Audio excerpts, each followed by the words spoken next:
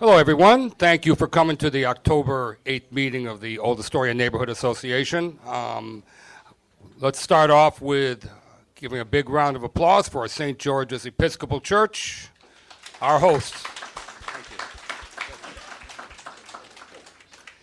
And normally, when I start these meetings, I'm going to try and do this quick because we're running a little bit behind. We try and have everybody introduce themselves, because the whole point of this organization is to get different communities in the area to get to know each other so that we create one big community. This way, we really gain the power and the political power to actually make positive changes. So with that in mind, speak to your neighbor, particularly, and if you hear of somebody that you think have a common interest with, please reach out to them. So I'll start here. I'm Angie Giordano. I'm a graphic designer. Jonathan Rivera, a recording secretary for Old Astoria, freelance journalist, actor, singer, writer. Justin Potter from Court Square. Neil Hearn, co-chair Friends of Whitey Ford Field and 30-year resident. Zahran Mamdani, foreclosure prevention housing counselor, live in Astoria. Hi, Cecilia. I've been in Astoria since the early 90s, and I volunteer for OANA too, sometimes as a photographer. My name is Armand Espaghi. I'm a system administrator at Brooklyn Botanic Garden. I've been in Astoria for about 4 years, and it's my second time at this meeting. Wayne Guerreri, work for a publisher in sales. A long one, right? Gildo Spadoni, born and raised in Astoria. Queens World Film Festival, president and board member. Blue Bus Project, board member. Citizen Tree Pruner, greening Western Queens. Historical Archive contributor and advisor for LaGuardia Wagner Archives. Museum of the Moving Image, patron and seat donor, Long Island City artist. Astoria Park Alliance friend and member, Independent Graffiti Control Patrol, Astoria character. Wait a minute. I don't think I can compete with that. Ernie Brooks, 41-year resident of Long Island City. I'm a musician, a bass player, part-time teacher, teach ESL in the Bronx, teach a music course at the New School, and I'm the local rep for our representative, Carolyn Maloney. Yes, thank you. Yes, my name is Randolph Conway. Resigned. I'm a mechanical engineer. Resigned. Thank you. That's all. Brenda Maloney, retired teacher.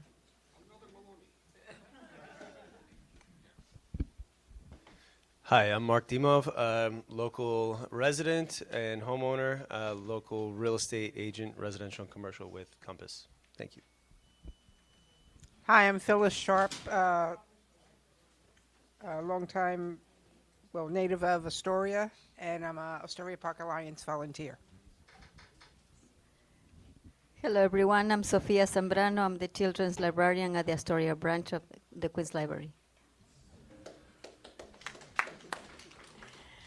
My name is Mirtha Zambrano, Sofia's sister. We live in Astoria for more than 40 years, and I moved to New Jersey, but this is home. This is home. Good evening. My name's Ian Snow. I've been engaging with the Assemblywoman's office for a couple of years, getting her to become familiar with a problem in my area, my building. And I've also engaged with other community, other elected officials, and I'm beginning to learn a little bit how the system works and how we can, get along and make things work together. Thanks. Hi, I'm Stacey Andrea Dacus. I'm a mathematician, and I'm an Astoria resident.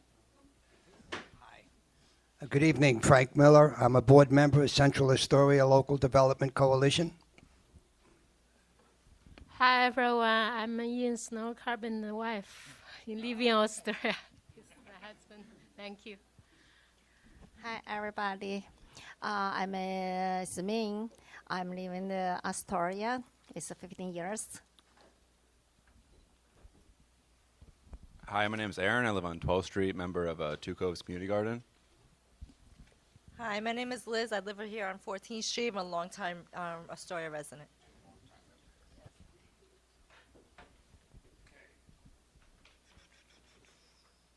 Hi, I'm Enrica Sacca. I'm the Queens organizer for a nonprofit called Plant Powered Metro New York. We work with clinicians throughout the city, spreading the word that whole food plant-based nutrition is reversing disease. Nice. Hi, I'm Tammy. 23 years in Astoria. I live at Shore Towers, and I'm an engineering and finance manager for Verizon. Good evening. My name is Aisha Mayfield. I am a long-term resident of Astoria. I'm also here representing the Assemblywoman Cathy Nolan's office. Hi, good evening. Sorry. Thank you, Richard, for this opportunity. My name is Sylvia Ibanez. I'm the community liaison for the Florian Hospital, and as you can see, everybody on the table has the yellow flyers, and there are some services that the Florian Hospital offers, and we would like to know also your opinion. Thank you.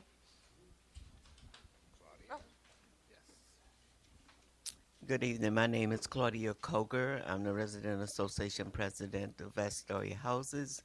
For approximately 3,500 people, I'm their voice. And I've been in Astoria for 65 years. You win.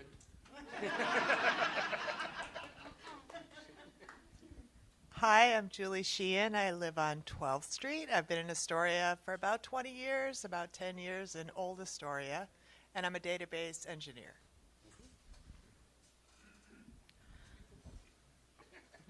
Yeah, my sister disappeared. Hi, I'm Diane. I live on 30th Road. I'm a resident of Astoria for 62 years, so we're close. We're close. My sister and I own a 3-family house, and I'm also a certified dog trainer. I am Patrick Buisson, and I'm nobody like everybody here. I'm born in the middle of the cow and the pigs, and I'm nobody, but I own my house here, and it's all paid for. And that's all I can say, but I take care of the neighborhood. I'm just around the corner in 12th Street over there, and all the trees you see, it's me who planted them. And trust me, there's about like 30 of them. My name is Jamie Ayala, and I've been an Astoria resident for 12 years.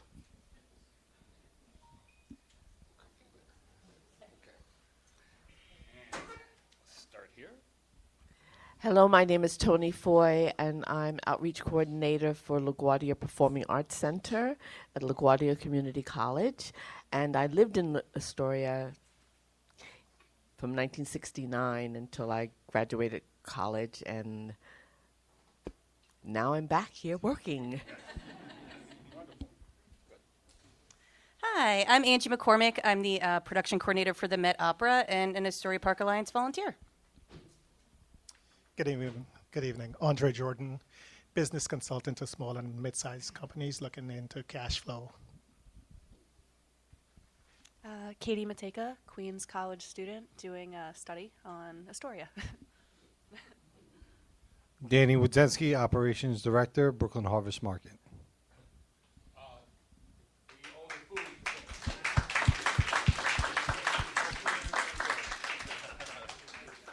Paul Helligers, construction lawyer. I moved here from Woodside 5 months ago.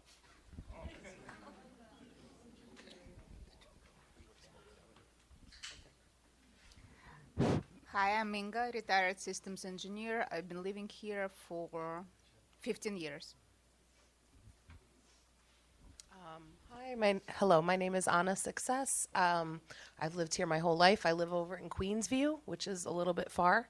It's my first meeting. I was invited by my friend Tamika, and I have 2 young children. And I'm a teacher.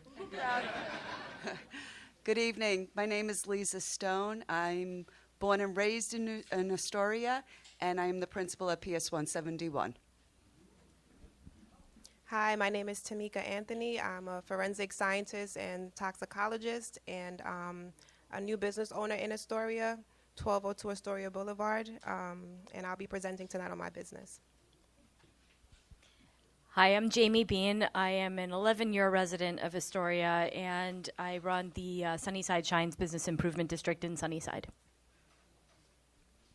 Hi, I'm Angelica Acevedo, and I'm a reporter for QNS/Times Ledger and all of that, and I'll be reporting on Western Queens. Welcome.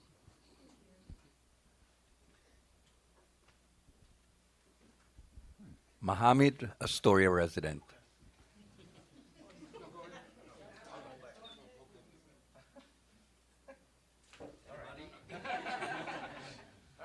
Hi, I'm Mark Goldberg, photographer, videographer, cinematographer, and you've probably gotten my little sheet about my film Life is L.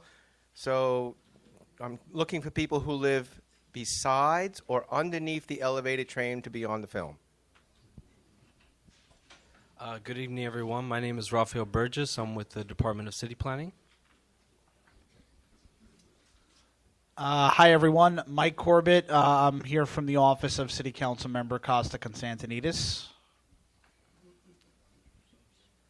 Hi, my name is Adora Mitakis. I'm a high school student at St. Demetrius, and I also work at Costanza's office.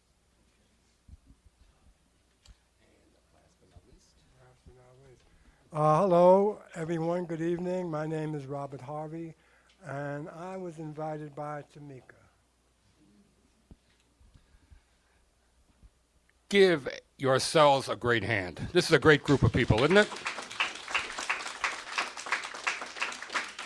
So many different backgrounds, skill sets, but we all have one thing in common, love of Old Astoria. So that's great. There's a couple things I wanted to go over here. First of all, on the 29th, we had a nice event at the Family Church on 18th Street when we gave them a citation with Councilman Constantinides for the street cleanup we did about a year ago, and that resulted, it was the impetus for the city finally after 20 years to approve street cleaning in Old Astoria. So we're really indebted to the work they did. We got over 90 volunteers for that. There was also quite a few other people here that are in this room that also volunteered. So it was a great event. An update on that street cleaning. The one thing that we are having, there are some issues that some people have been bringing up, lack of water in some of the street sweepers. These are the kind of issues and things like that if they happen, please let us know so we can follow up, okay? There's a lot of tweaking that'll be done, but I'm sure it'll work out well. Also, we had a CPR event. About 30 people showed up when the FDNY did CPR training for us. It's the first in a series of sort of seminars and other events that we want to start doing. We're looking for suggestions. I think we're going to be starting some financial literacy courses. And if there's any other suggestions people have, please bring them up. We want to get this series going. So we have a nice facility to have this in on 18th Street that's been donated by one of the vice presidents on the board of this organization. So, also, as you came in here, there was a green bag there, and it had a bunch of bulbs in it. This is the result of a wonderful program by New Yorkers for Parks. They started it after 9/11, basically as a symbolic gesture to show spring and rebirth. Daffodils are great representatives of that.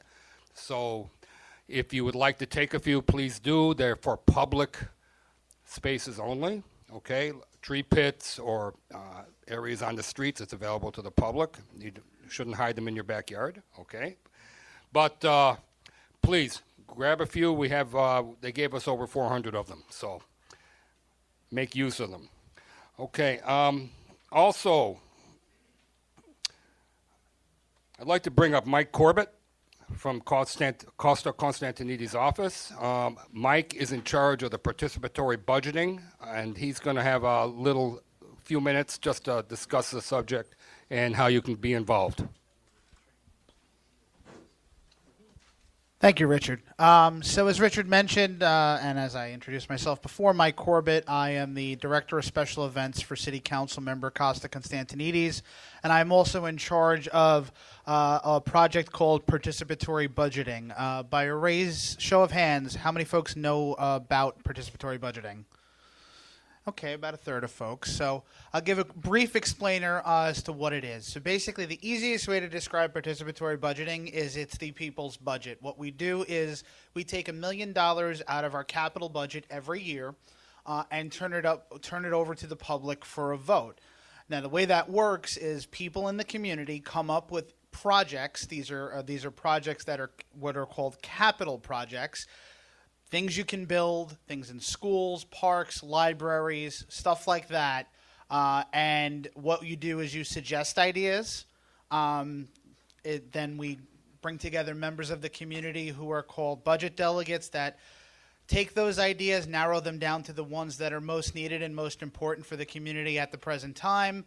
They meet directly with city agencies, talk about feasibility, pricing, and eventually that turns into a ballot in the spring where folks in the community vote, and whatever wins, we will fund out of up to $1 million out of the council members' capital budget. So basically, it's completely driven by the community from idea conception all the way until funding in next year's capital budget. We only are here to be the sort of middle person to make sure that things actually get done. We've done a host of different projects over the course of the last 5 years. The dog run underneath Triborough Park was a participatory budgeting project. We've done a couple of things in Astoria Park, some things in the schools. The Astoria Library, which is right 2 blocks away, is getting a bunch of things done that came out of participatory budgeting. The Steinway Library, which has been closed, under construction. The reason why is because of a lot of projects that won there as well. So these are all things that are coming to fruition in the community, and these were all done through ideas that were given by members of the community and eventually went onto a ballot and folks voted on it. So myself and Adora are here to see if folks have any ideas, and don't feel on the spot. If for some reason you don't have an idea through the end of this meeting, you can always send me an email and I'll be happy to provide that to everybody here. But if you have an idea, we have these handy idea cards, and if you think there's something in the school that one of your children go to that needs to be fixed, or if there's something in the park that you go to or your children go to that needs to be fixed, this would be the time to put those ideas into the hopper, and you never know, that could be one of the projects that wins in the spring. I don't want to take too much time. I'm here until the end of the meeting, so if there's any sort of questions, concerns about participatory budgeting or other things going on in the office, I'll be happy to be here until the end to answer those questions. I know that folks probably have a lot of things they would like to talk about with the representative from the council member's office, and he's sorry he couldn't be here. His wife had a procedure today, but Costa's a very good friend of OANA and certainly loves coming to these meetings. But like I said, Adora and myself will be here. If there's anybody who wants an idea card, I'm happy to hand it out right now. If you by a show of hands, I can sort of pass them out, and and like I said, I'll be here until the end of the meeting. Thanks, Richard. Thank you. Thanks a lot. Okay, all right, so now we'd like to bring up, you have a question? Oh, okay. All right. So, okay. I'd like to introduce now from the Parks Department, Brooke Costanza. She's the Deputy Director of Forestry. Forestry is basically the management of trees, okay? And that's a very big part of our community. So I guess without further ado, Brooke. Well, the first thing I'd like to go through is kind of the structure of forestry in New York City parks. There's a central forestry office that does the tree planting, the trees and sidewalks program, permitting for removals for construction. Then there's a separate office that does maintenance on trees, and that's what my office does, and we're actually in the borough office. So I'm going to go through some, caveat, I'm on the tail end of a cold, so I apologize if I'm not on my A game today. I do have a lot of decongestant in my system. So I'm going to go through some of the statistics for the last fiscal year on what we did in Community Board 1. So our block pruning program, we pruned 1,963 trees. For tree removals, we did 229. That includes our in-house crews and contracted crews. We do more in-house removals than we do contracted removals. For stump removal, we removed 83 stumps. Pruning, our in-house pruning, so this is kind of like a directed pruning. We did 60. For any kind of storm post-failure debris, so when you have limbs down, things like that, we did 120. Trees and sidewalks, not my department, but I did pull those numbers for you. They fixed 28 sidewalks, and then they planted 12 trees. Now, I can tell you that the reason why they're low on those numbers isn't necessarily because of funding. It's because they couldn't get contractors to actually bid on those contracts. And when they did bid on the contracts, it was way too high, and we had to push them back. It sounds like this fall, they've started ramping up all of those repairs and also planting more trees. You'll likely see the tree planting before you'll see the sidewalk stuff. I know that they have pledged to fix 5,500 sidewalks in the next 3 years. I'm not sure where that's actually located, whether it's in Astoria or it's in Brooklyn or Staten Island, but it's all sidewalks that they have a rating system that rated 75 to 100. So that's the most I know about the Trees and Sidewalks program. I really apologize on that. I'd also like to, I'm going to leave this up here. It's a map of our pruning cycle. So we prune trees every 7 years. You can come up and take a look at the map if you want. And you can see year 1, year 2, year 3. It's all labeled on here. We're about to go into year 4. We're actually currently in year 4. We're in Community Board 8 right now, and we work backwards. So we'll be in Community Board 1 again by the end of the year. I think the last time we were here was back in June, May or June. So we'll be back around the same time. Also recently, we have changed the way that we do our tree work. It used to be that we had a service level agreement to the public, everyone here, that we would remove any dead tree within 30 days. That has changed. We do our work based on tree risk now. I have some pamphlets up here if you're interested in it. I'd also like to go through just a little bit of how we perform our inspections to try and give you a little bit of an idea of how we do our work.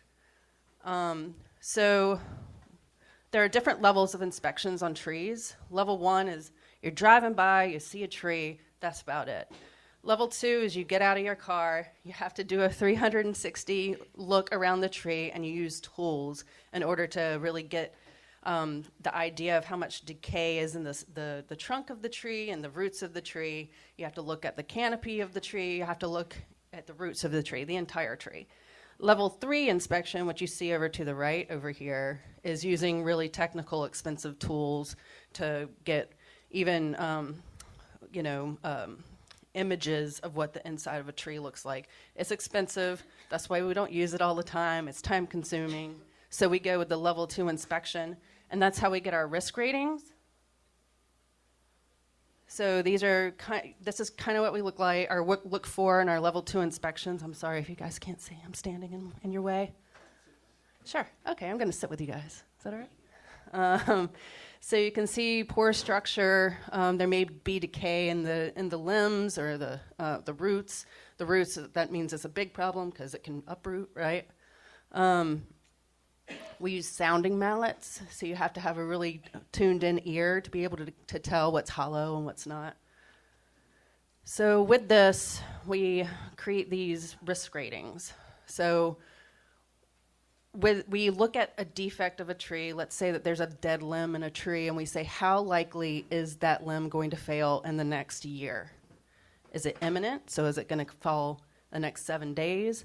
Probable, possible, or improbable. You're probably thinking, oh, wow, this is subjective. It is. It is subjective. But, you know, we don't have x-ray vision. We're not Nostradamus. So this is kind of like the best that, that we can really we can do. And this is based off of an International Society of Arboriculture. It's something that they came up with. So as you can see, this tree to the right, with my trained eye, I see a crack right in the middle of that trunk. I can also see that there's separation between the curb and the roots. That tree's an active failure. So that means that that tree is an imminent failure, and it's going to fall within 7 days. You can also see how it's leaning. So, you know, you're driving by, you might, doing a level 1 inspection, you might not be able to tell that, but you get out of your car and you do your you know, really in-depth level 2 inspection, and you can see all that. So we say that's an imminent failure. This is deadwood up in a London plane tree. We know as certified arborists that London plane trees, they tend to drop their limbs a lot. So we know that this is probable. It's probably not going to, it's not going to happen in the next 7 days, but it's probably going to happen in a year. We also take into account where's the limb or the tree going to go? What's underneath that limb? What's underneath that tree? Is it a house? Is it a person? So we pick what our target is, either the house or the person. A person isn't going to be under the tree all the time, whereas a house or a car is underneath the tree all the time. So if it's a house, it would be a high target.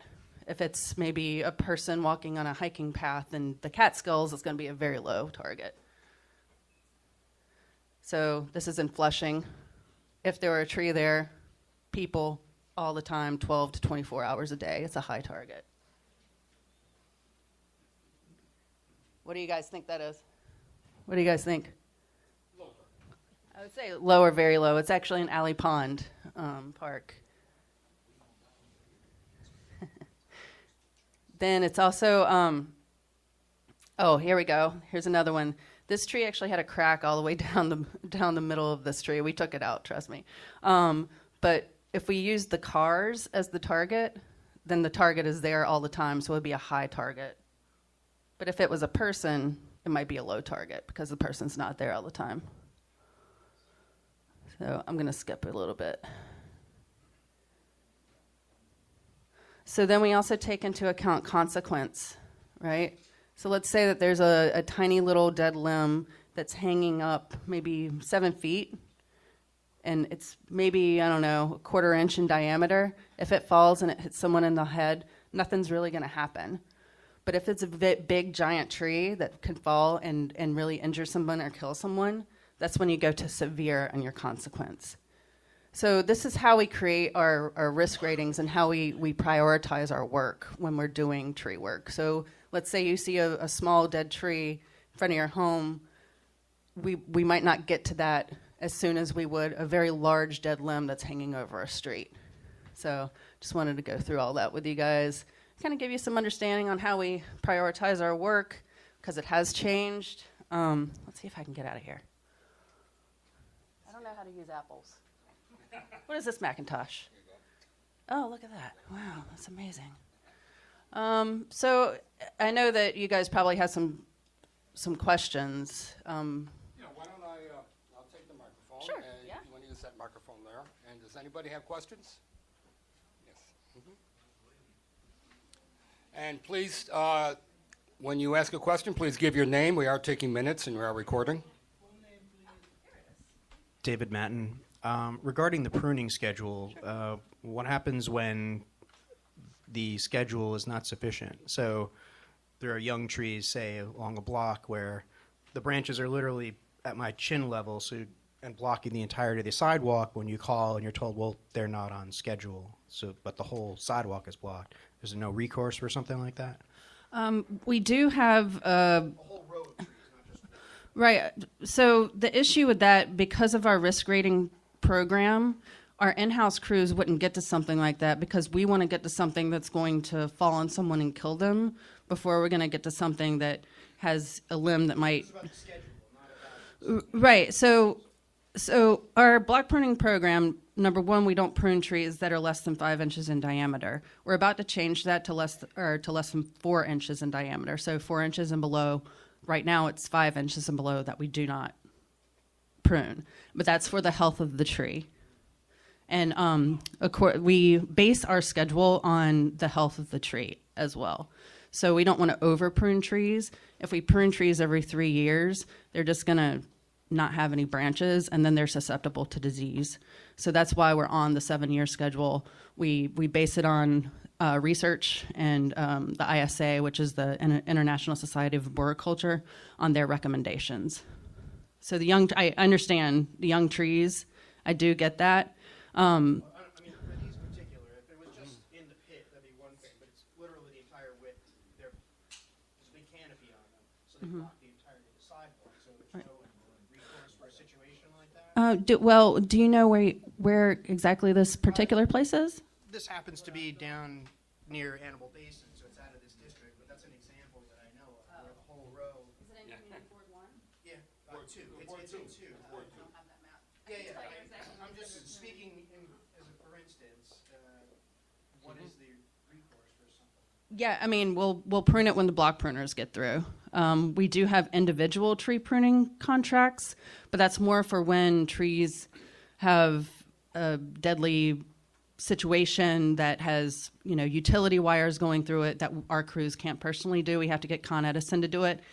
It takes them a really long time. So we have that contract for that specific thing. But we also have a citizens pruner program where once a year we send out gardeners and citizen pruners, and they do prune those smaller trees. How they direct that work, I'm not really sure. Absolutely. Yeah. Okay.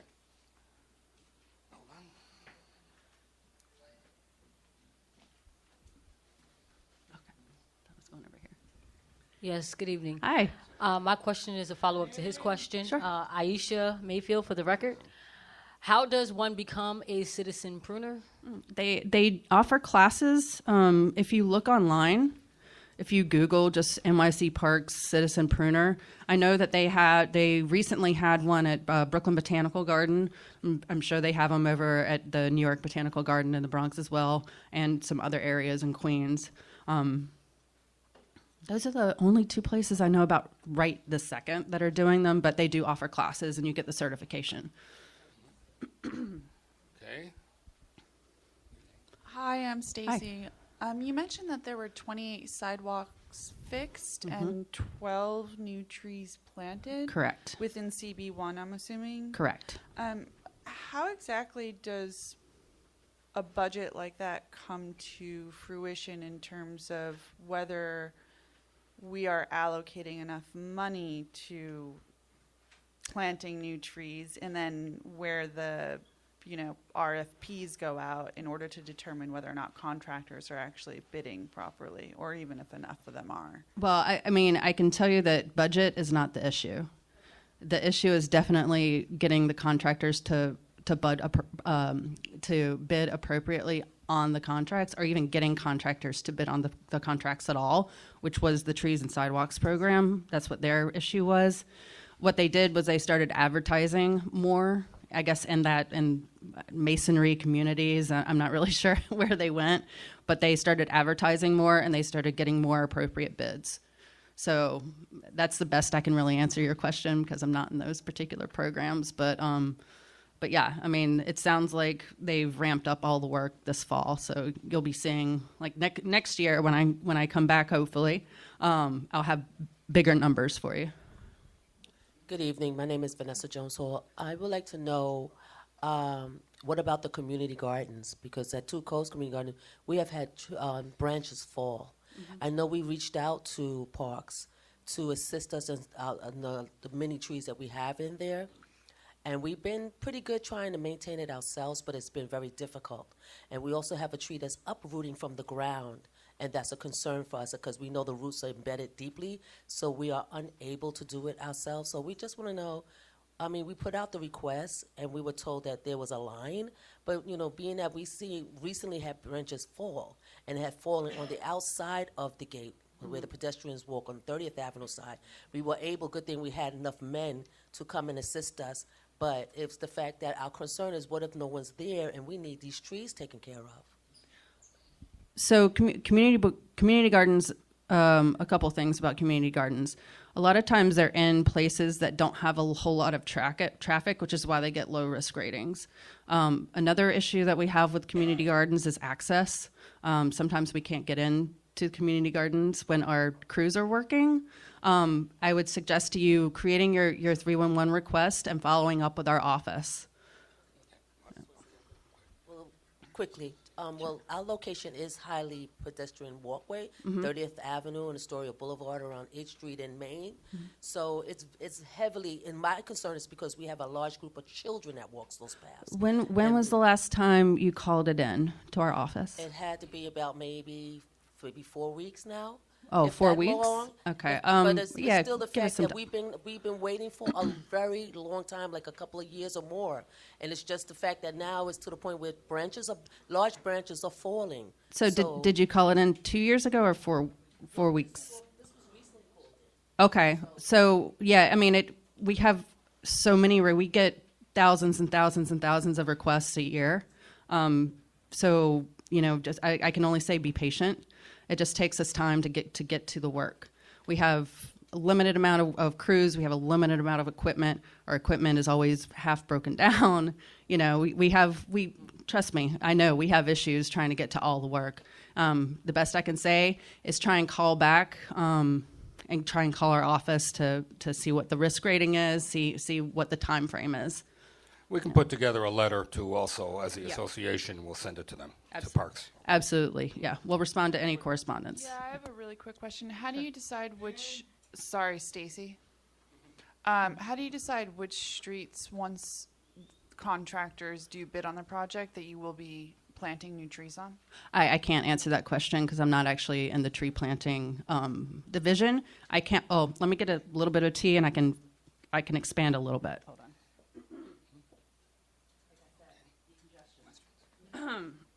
So they have street tree planting.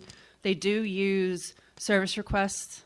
Number one, well, actually, that's not number one. They do use service requests for tree planting as a way to look for tree planting sites. Another way that they're actually doing tree planting right now is the hot or cold neighborhoods. It's where they actually created a heat map to see where the hottest places in New York City are, and they're trying to concentrate their tree planting in those locations. I actually live in Crown Heights in Brooklyn. My neighborhood is one of those neighborhoods. It's kind of funny because the former administration, it was about asthma, where they were planting the trees, and now it's about where the heat is, and those two things actually overlap. So when you map where all the asthma was happening and where all the heat islands are in the city, it's pretty interesting that they're both kind of in the same areas. Yeah. Okay. Okay, thank you so much. One last question. Does the tree planting program coordinate with DEP to, try to get bioswales installed, or is that dealt with at the requester level? Yeah, we actually have foresters that are DEP foresters that work in Central Forestry with our tree planting division. It's the tree planting and the bioswales is a little bit I don't know. I guess what's the word I'm looking for? Experimental right now. So I guess they're trying to find the best species that'll actually survive that environment. So if you see dead trees in bioswales, that's why. But a lot of times they do have contracts where they have to replace that vegetation. So that answer? Yeah. Okay. Okay, thank you so much, and you've been quite the trooper. Thanks so much for coming up. One thing I do also want to mention, if you look, there was a flyer, and also online, if you look under the housing tab, you'll see a piece about the repair of damaged sidewalks. The person involved in that could not make it to this meeting, but he did send down some information. So if you recently heard, the city of New York is now repairing sidewalk damaged by trees. It used to be the responsibility of the homeowner. Finally, the city has lived up to its responsibility as far as I'm concerned. And the specifics required and how this program is being run, you'll find them on this flyer or online on our website. So if you have any further questions about that, you can reach out to the community board or reach out to us and let us know. So again, thank you, Brooks.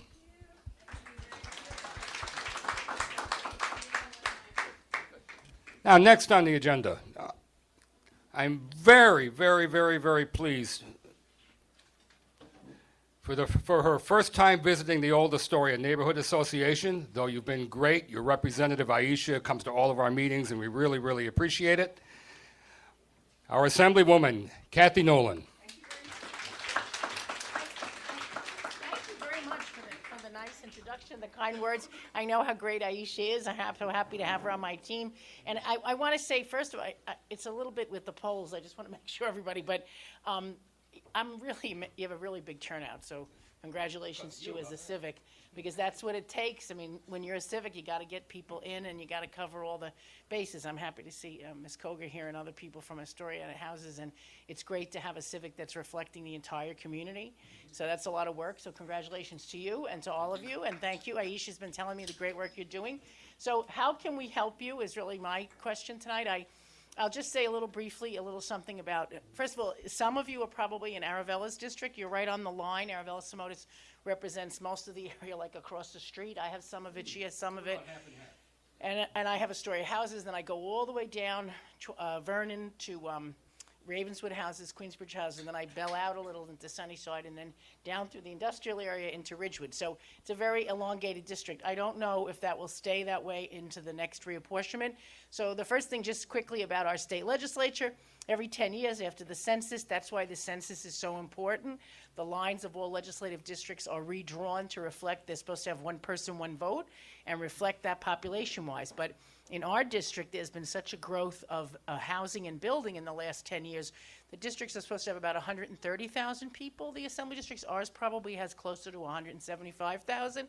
And I have to admit, it's becoming quite overwhelming because I feel like they all have my phone number. So, we're doing the best we can to serve this larger group and some of the newer people, but we don't want to forget all the people who've been here for all the years developing our community. So that's a little bit about that. So I would urge you, I'm sure you'll have a program on the census if you haven't already, and I would urge people to, pardon? We're talking about. Right, and you should probably, if people, sometimes they hire people for jobs and what have you, it's federally done and it's temporary, but if you're looking, it can be very valuable and you'll learn a lot, and they usually give you a coffee mug at the end of it. So that's but it's a small thing, but it isn't really, because so many people in our community don't participate in it, and that's why we end up sometimes with some of the things that happen. I know Ernie Brooks was here. He represents Congresswoman Maloney. I don't know if anybody else from her office, but we have federal, state, and city. So federally, that's Congresswoman Maloney, and then state is myself and Senator Janaris, and then city council is Councilman Constantinides, and we have a very good working relationship. I guess Jimmy has a little bit of it too, but the bulk of it would be Costa, right? So we have a very good, yeah, okay, all right. Well, you know the lines better than I do, but we certainly try to work with everybody, work with both of them. Costa, particularly on the environmental stuff. We were here last year, I guess, with Corey Johnson had a meeting at 171 on like a town hall, which I thought was really productive. I was able to be there pretty much for the whole thing. So our office tries to do partnerships. It's nice to see, I'm seeing a lot of familiar faces now as I'm looking around. My big thing as a politician has been somebody doing this for a long time. It's about partnerships. Nobody can do it on their own. No one can do it by themselves. So whatever I can do to help and assist you, I prefer it that way. It's not me. I've been doing it a long time. I love it.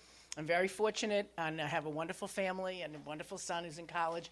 And believe me, one thing when you've had a teenager, they let you know pretty soon. It's not just about you, because it's about them, So I've had a wonderful experience in this job. I really was considering retiring. I've been very blessed. A lot of women have not had the opportunity to serve as long as I've had, but I'm going to maybe stick it out a little longer. It's be up to all of you. We'll see. But I have loved it. I'm not going to say I haven't. I recently did step down as education chair to give some new people. I'm not a public school parent anymore. He's in college. But as deputy speaker, I work closely with Speaker Hasty. I was happy, very happy. He announced that with the mayor on the trees, because we were all kidding him. He must have had a tree in front of his house, but it was a good thing. So we do try in the Assembly, even though a lot of it's state issues are our main thing, but we do try. So what does it mean to be a state issue? Well, certainly we do education funding. Even though the city puts in a lot of money, your tax dollars, a lot of your tax dollars from the state house also come to our schools, to the tune of actually like $25 billion a year. And an equal amount for the higher education for the SUNY CUNY system. So it's a lot of money that comes our way. And sometimes people feel they don't see it, they're frustrated. How does it come to the families? How does it come to schools? So we try to make it real. We're finally, after 10 years, over 10 years of effort, we got an extra $300 million, for example, to remove every trailer. So the city is finally committed so that we have nobody in a trailer, or they like to call it a transportable, but it's a trailer, and it's a fire trap. Some of them are nicer than others, but the reality is we need to put the money in to build the seats and not have these so-called temporary units, where some of them in Woodside were 30 years old. So that's not too temporary to me. So we have had a lot of expansion in our district of high schools, so we now offer our youngsters a lot more choices, and I think we've strengthened Long Island City High School. That's something I know Claudia and we worked on together. We've enhanced what they do there. We just had another meeting again talking about how we can do that. And again, it's like I said, it's partnerships. We've worked with Reality House, we've worked with Goodwill, we've worked with tenant groups, and we're very happy to work with you. So, but that's one of our primary state things. I mean, there's a state park system. The state also, I want to be candid, runs the prisons, right? There's 60-something prisons in our state. They're not jails. A jail is Rikers. That's different. A prison is a longer-term facility, and it's very difficult. I haven't visited all of the prisons in our state, but I have visited almost all the women's prisons. And we do a lot of work with Sister Tisa Fitzgerald in the Our Children program, which we've supported for a long time, to reunite families, to try to make sure people get programs to be rehabilitated so that they can come back and be in a community and have a job. Especially often women have threats to their safety. So we've tried to help support groups that give women some safety and anonymity when they come out. So that's a big state reality, right? Big state priority and a tremendous amount of money. Other things that are primarily state responsibilities are the Metropolitan Transportation Authority, which is a regional authority that the state, again, our tax dollars, your tax dollars, goes towards funding. And, these are perennial fights about how much goes to the Long Island Railroad or the Metro North, how much comes to the New York City Transit Authority. We did vote. I was very nervous about this, but we did vote for, very conflicted, for a congestion pricing system in Manhattan. I had resisted it for a very long time. I felt it was kind of, in London, they call it the rat ring, if you're in or you're out. I didn't like the sound of that. But, there is a growing feeling we have to do something that, for the earth, and try to have fewer cars, encourage mass transit, have more reliance on mass transit, and, of course, drive money to the MTA so that we can do the expansions we want and also the improvements. I mean, I was on the M line again yesterday, and we were sitting behind a J train for 15 minutes. I thought, this is like something out of the 80s, It just shouldn't be happening. So, and of course, there's been an effort to try to make these stations more disabled accessible. How many people here have ever used Accessoride, if they do have, or had a friend with a disability or a temporary disability? Okay, were you happy with it, or? I'm thinking of doing kind of a convening on that. Because Accessoride was put into place in one of the prior MTA capital plans because the system was not accessible. So this was sort of the substitute. We're going to develop this parallel system. And many people who are disability activists, they don't want that. They want to feel, and as they should, that everyone should sort of be mainstream. But at the time, it was sort of a cutting-edge thing just to offer the transportation. But I get a lot of complaints about it, and I find, even myself as an elected Assemblywoman, it's very hard to find out who's accountable, because it's kind of one of these quasi-public-private things. So who's actually driving those cars? What's happening? How much is the state paying? So those of you who have stories, I'm interested in hearing them, because that's going to be, now that I don't have, education was like one of these committees that had 600 bills. I could never get my head up above that. But now that I'm back being a little more of a generalist, this is an area I would like to focus on. We have succeeded in getting some more accessibility stations in Astoria, Long Island City, but it's nowhere near enough, obviously, nowhere near enough. Other things that we do in state government include the state park system, which we are lucky enough to have at the waterfront now, a partial state park. And I would encourage people to use it, enjoy it. Obviously, we also help fund the libraries in a big way. Certainly this one here has benefited. One time there was an effort to close it. That didn't happen. We do a lot of adult ed. That's something I'm super involved in from when I chaired education. It's very important for all adults to know how to read and be able to function in the world that we're living in today. So, look, that's nice. So I'd be happy to take questions. Bridges and roads, I maybe mentioned in the context of MTA, that's part of what we're doing with that congestion pricing fee. And we're in a very tumultuous time in American history.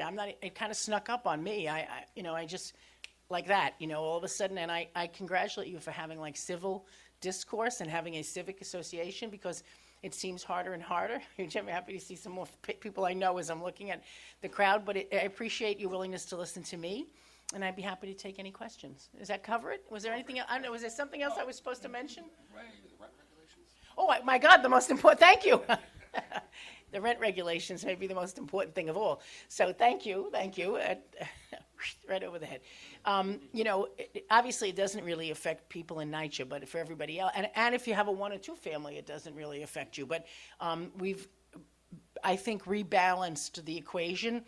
I've been around a long time. I was there the day on Father's Day, quite a few years ago now, when Senator Bruno and the Republican Senate absolutely let it lapse, and people were at risk, and people were getting eviction notices, and so we had to accept a deal that we didn't like, that was extremely, whether it was the MCIs or other things, very, very proactive for large landlords. It never really trickles down to small landlords, which is also sort of enraging, but the guy who's got dozens and dozens of units. So in this last go-around, did any of you come to Albany with the tenant groups? Anybody here come up? We had a lot of people come up. Sometimes they were a little loud, but they made their voices heard. And I think it was good, and we did change the laws. I should have brought material with me. I apologize. I have Allison's also here. Did we bring any housing stuff? We have like a basic newsletter. We have a lot on our website about the housing laws, so you can look it up with us, or you can write us or call us. We'll get you. Whatever people need, or maybe we can arrange to have someone from DHCR. We'd be happy to partner with you maybe to do what's happening on rent laws. We have strengthened rent stabilization, I think, in a way. Rent control that will go forward will be better for tenants and stronger for tenants without, I think, totally, we did not do some things like put the 4s and the 2s back in. That's always a problem, though, if you're living in one of those and then somebody wants you out. That's not so great. But we tried to balance it between if it's your house and you live there and you have your own one little apartment upstairs, that you have a little more leeway than a landlord of a 50-unit building. It's hard. We have to make hard choices in Albany about what's the right balance. But I think on balance, people were pretty happy with what we did, and I'd be happy at another time to arrange to have an expert on that. On that one, too, I usually like to have a lawyer because I'm not. And if you say something wrong, people are really mad. So I want to try to, yes, Joseph, one of our interns back in the day, was in our Albany office for a whole semester. So, we try to be precise and try to do it in a way that gives everybody a fair answer. So thank you for that. Any other questions? Any questions? Yes. If you want to use that microphone there. And then, again, if you have questions, and remember to give your name first. How are you, Jamie? Are you here for the bid, or do you for act? Oh, I didn't realize. That's wonderful. Oh, wonderful. Oops. Sorry. Over the river and through the woods. Okay, so we'll go. We'll let Thank you very much, Assemblywoman. My name's Ian Snow. I've come with my wife.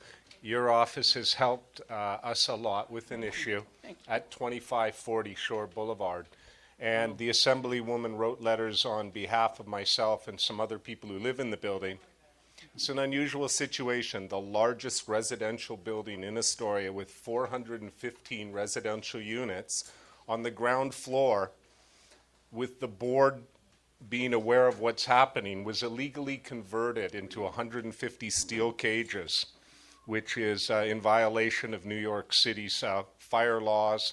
There are no sprinklers, there's no smoke detectors, and NBC came to the building and did a special report with the journalist Chris Glorioso, which is really quite detailed. You wrote on our behalf to the commissioner of the DOB, the commissioner of the fire department, but still, there has not been any change. Hasn't been a resolution, I know that. Right. It's been about 15 years, and I've been in touch with your office now going on 3. Right. And, the building has been fined tens of thousands of dollars, and the board is routing the fines to the innocent people who own units there, who have nothing to do and do not profit from the for-private illegal storage in the building. It's not even owned by the condominium. It's owned by a board member. Can you tell me what might happen next? Because you've done everything, but we haven't gotten a change and yet. It's frustrating for us because we have written a lot of letters, and the buildings department hasn't given us what we felt. Initially, they didn't even want to give me an answer in writing. One of the things, I have these big fights, I usually say, with agencies. They love to call you on the phone and say, we're looking at it, but that's not an answer in writing. So I'd be happy. Let's revisit it. It's been frustrating, and there are people who are maintaining a different position than yours, who say that it is safe, it is legal.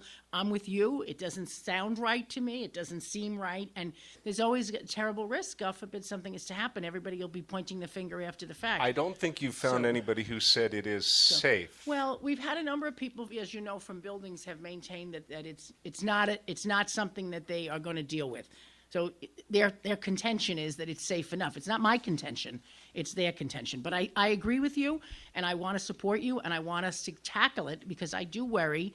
There was a terrible fire in Britain. Many of you may have heard about it, and now everyone is saying woulda, coulda, shoulda, So if you'd like, we'd be happy to schedule a meeting. And let me just say a little bit about my schedule. So from January to June, I go on the thruway every Monday. It's... So now I've been taking the train a little again, but I often drive. I'm really quite an amazing driver, no matter what the weather. I'm like the Postal Service. And it's 150 miles. I go to Albany. I stay there Monday and Tuesday and Wednesday. And then I turn around. I come home Wednesday night. And then I go to meetings Thursday, Friday, Saturday, Sunday, or whatever, family, and then back up. So this is a good time of year. Maybe we can try to get a meeting in November for you, or later in October, because we're around full-time in the district, And this is a good time, October and November, for me to be out at my civics myself. Not that I appreciate everything Aisha does, but I like to be out myself, and then before we hit, December and the holidays. So let's see if we can get something scheduled. And, we do have there's a guy who works for the mayor who I like a lot up in Albany named Roberto Perez. He grew up in Western Queens. I'm going to talk to Roberto. Joseph, maybe you remember him. We might drag him in since he worked in our office. But we'd be happy to meet with you. And if you want to include some of the civic leaders, we would do that. And, we can go on site if we can get on site. They have never been that accommodating. I've never really been able to have a meeting on the property. We've asked, and we were refused. So, we're happy to fight a fight on this and do it again. All right. No, thank you. Thank you for asking a very important point. Yes. Hi, Assemblywoman Nolan. My name is Stacy. I have a question. You mentioned something about state issues in reference to education for adults. Mhm. Is that correct? Yes. Okay. Is the state doing anything about creating programs for technical schools, meaning computer science skills, that will perhaps foster future opportunities for people both my age and older in terms of I career think changes? that's something we lag behind in. When we talk about adult ed, we're usually talking about just basics like the GED and, that type of thing. Look, we do a lot of our support for tech education through LaGuardia Community College, which we're lucky to have in Western Queens. I know it's not as close to you as it is some other parts of our district, but it is a great resource. I would really recommend people take that look at LaGuardia. They also have classes like certificate classes, like if you're not matriculating for an associate's degree, but you want to get a familiarity with tech, you can take a class there for a small amount of money, and they often have scholarships and other ways to help people meet the cost and get like beginning steps. I myself took a 2-day course at Queens College many years ago called Computers for the Older Adults because I was like freaked out. I couldn't figure it out. I hate when my youngest staff, they clean my clock. I don't like that. So I want to feel like I'm in there. So I went to Queens College for 2 days. It was me and like 50 older guys, and they had 100 million questions, but they were good. They were good, and I enjoyed it. And it didn't cost me a lot of money, and I did feel it sort of like I had that resistance. It got me past all that. Now I'm not a techie, but I'm emailing and reading and browsing and all that. So it depends on what level you're at. But they even have classes as basic as that for people like me at that time who had now, I guess I could take it a level up. So I tend to try, the library does offer some courses and things like that our libraries do, and we're so lucky to have a library on the corner here. If you feel that the library could offer more, let us know, and we will advocate to do that, and maybe even if we can come up with some funding, we try to do that. Our Sunnyside library in Sunnyside, where Jamie works, has a lot of courses, but the libraries are sort of stuffed to the brim, so it really depends on what level you're at. But we're very lucky to have a community college, so but let us know if there's something specific. We have tried well, I don't know, is anybody here from Goodwill? I have to say, when Karen Means worked there, we heard, well, I am concerned. One reason I wanted to come myself tonight is that we had a brief meeting with some Goodwill people a couple of months, it's got to be 6 months ago, right, Mrs. Cogan? And I felt like they had all these plans that I wanted them to share, and they weren't really sharing, and I don't really like it when people come to see me and they're just trying to get me. I'm like I said, it's a we, not me.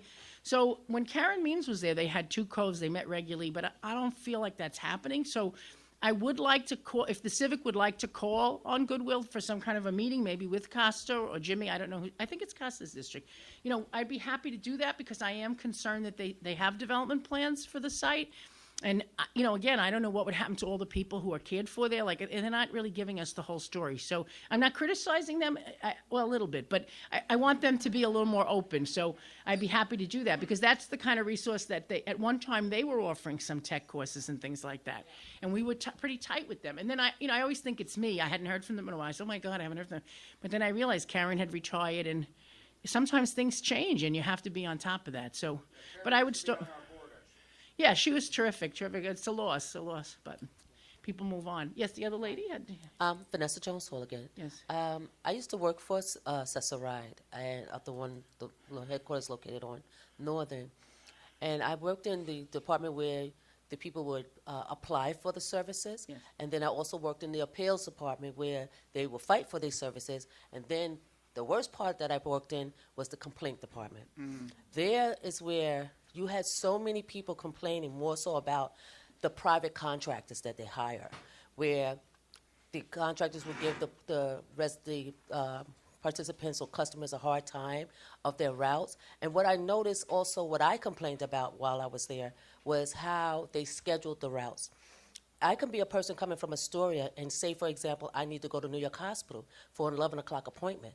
They'll schedule to pick me up at 9, and while wind up and being picked up at 9 and going all the way up to the Bronx, and then over back into Queens before I get to Manhattan. And I found out ridiculous that they've been doing this with their customers, as opposed to scheduling those customers in an orderly way, as opposed to a customer being on a ride for 3 hours when their trip naturally would take anywhere from 25 to 35 minutes or 40 minutes the most. But we got a lot of complaints with customers crying on the phone about how long they're still on their ride. And I'm so happy that you came forward to share that with me, and we'd like to follow up. And it's been going on for a lot of years, Assemblywoman. And it's where also they have problems for those who are heavier in weight of people, where they get criticized about being on their route from the private industry section, or those private industry sections we get complaints about, they would not want to take that customer or complain about taking that customer because of them paying the $275, or at that time it was $250 when I last was with them. But they don't understand the amount of money that is contracted out to those companies. Yes. And all that person is paying the $250, but the driver don't understand his salary is being paid. Oh no, there's hundreds of millions of dollars and the rudeness that a lot of the customers had to endure.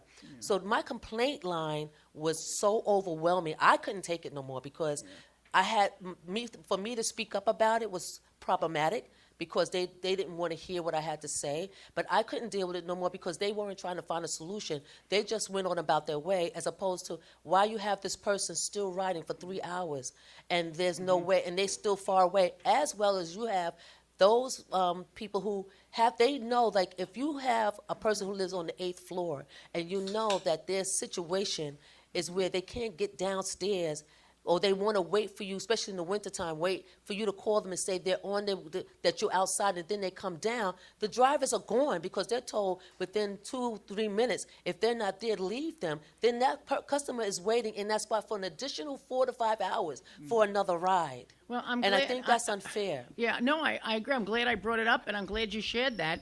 I will also tell you, having gone on school trips with Nicholas once, this whole issue of the GPS and the school buses, we're in Long Island City and we're going to the Brooklyn Aquarium, and the guy gets on the bus. The Gus is on the Queensboro Bridge. I'm like, what are we doing? Where are we going? And I guess there was a mix-up, and the guy was like, we were in Manhattan. And meanwhile, the kids, it's hot, we had to go all the way back around. He had to go back to his starting point. The kids are lucky they got to see one seal, And by the time we got there, I know I was dead myself and the other mother was hot. We were like, this can't be happening to us. So, of course, I'm an Assemblywoman. I complained bitterly, to people, but it was too late for us. We were messed up. The guy made a mistake, but he made a mistake because the input, that old expression in kids, garbage in, garbage out. Whatever the input he got was all wrong. So I totally understand about that, and that's one reason I brought it up. We do get complaints about accessorides. So, and I think back to me, on that hot bus that day, I'll never forget that, with little kids and they're unhappy, and you just like... Right, but I think it's something we would like to look at, and when something is scheduled wrong, and you have these crazy side trips, So thank you very much, and thank you everyone for coming. I know it's getting late. Yes, go ahead. I am Justin Potter. So yes, we met at the Kosciuszko Bridge opening. We did. It was wonderful. So housing affordability is a tremendous issue, and the rent regulations did something for a subset of the of renters. But do you have any thoughts on what could be done for the broader picture in terms of housing affordability? It is very frustrating because what's called affordable housing, because of this federal requirement that it be a percentage of the area mean income, I think it's called, is very high. So people are looking at $1,900 for a studio. Is that affordable? I don't know who that's affordable to. So, it's a problem. I have to be honest, maybe that's something, again, we can partner. People can task force. We need some recommendations from community groups, because right now it's, honestly, everyone escapes blame. In other words, it's federal for the AMA, it's state for some of the bond money, but it's city for the laws on affordable housing. So, I'm sorry that sometimes political people, we're good at that, right? They're kind of evading. So we don't want to evade. So let us know if there's some idea. But right now, I don't see it changing right away. I mean, it did not get changed in the rent laws. There was some talk about it. Now there's some talk. There's a new group that's getting together, Guarantee Homes for All. But they haven't really shared their positions, and I'm not sure what it would do for us. A lot of people are talking about it being more like where the mayor's putting in more housing, like in East New York. I don't know how it affects us. I have to find out. Do any of you know? Feel free to. Yeah.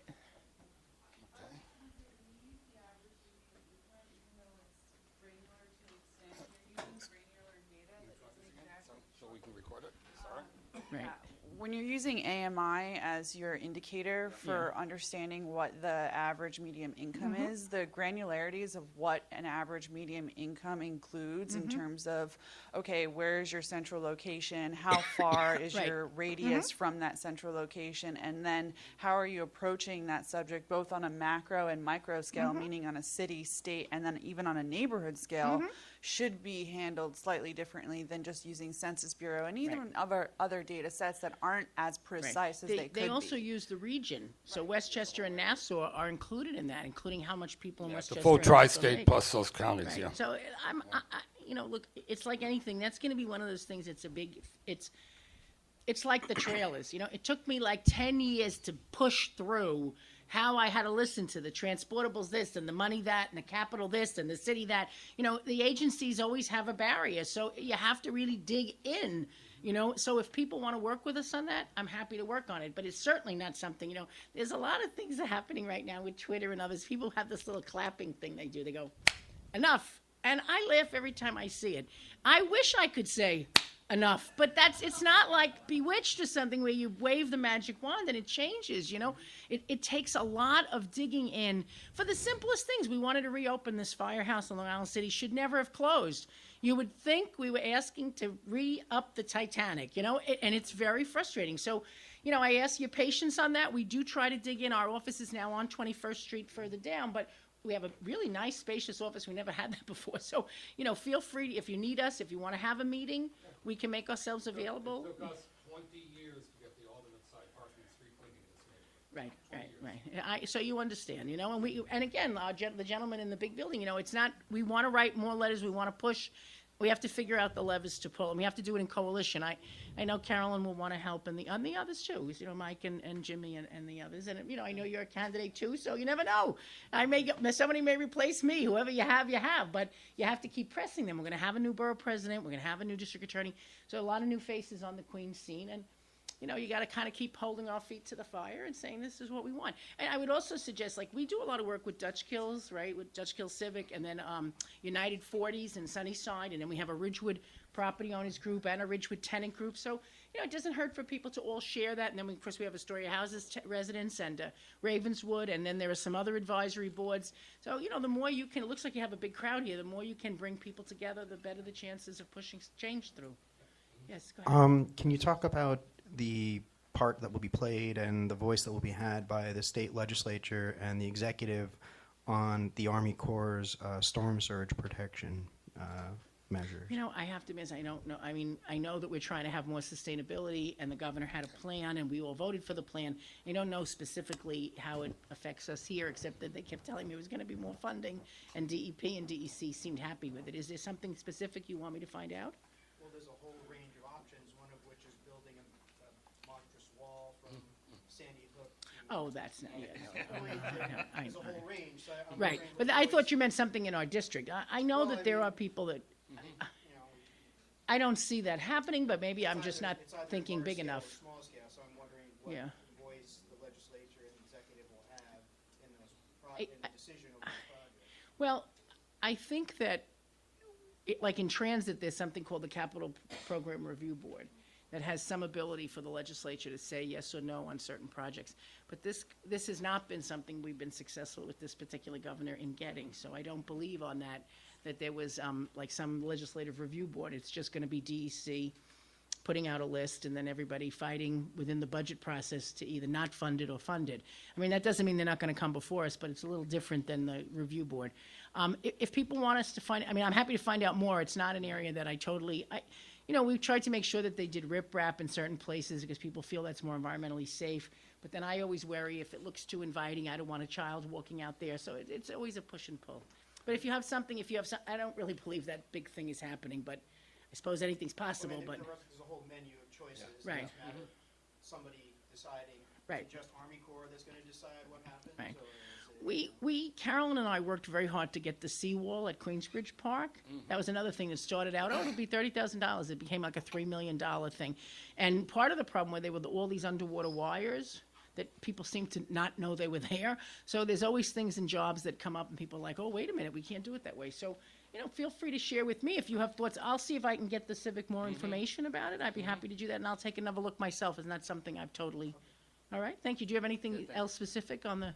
No, I was just more interested in what the process was supposed to be. Well, it'll be run by the agency is what I'm saying. There won't really be, the only legislative input would be in the budget process. But I would urge people, you know, it's so different than it was when I started. So in the fall, there are some legislative things that the governor authorizes. But in January and February, the legislature has hearings on all topics regarding, it's a joint part of the Ways and Means Committee and the Finance Committee, right? So because I chaired education, I truthfully only went to education because it was like a monster 12-hour day, and you can only do so much in life. So if other ones were happening simultaneously, I couldn't get there. Now I could move around a little bit more. So, but they're all online now. You can go back and see past ones. I mean, it's actually, I mean, I don't know why anybody would, but that you can go back and see last year's, and maybe you'll get some insight. And all of these hearings are broadcast both in real time, and then they're stashed on the website if people want to look at that. So, but that will be probably the primary vehicle, to be honest. All right. Okay, thank you so much. Thank all of you. Thank you for very coming. much. Thank you. Very nice to see. A lot of nice familiar faces. And Aisha, I hope I made Aisha proud because she's very serious about these meetings. She wanted to make sure I was well prepped on everything. So, Good. But thank you for everything that you do and all the work too as a crossing guard in our community and everything that you do for us. Beautiful. So Thank you so much. It's great to have you. I appreciate that warm welcome. We will be working together. Can Yep. I take a picture? Is that all right? Yep. Where's the I'm picture like guy? the worst politician. Aisha, By the way, please don't leave because one of the biggest initiatives that we're trying to do is building up of local business, particularly business that's started by people that are from the neighborhood. So stick around because we're having a presentation on such a new business. It will be just a minute. Thanks. Let Allison and Jimmy, I know somebody is.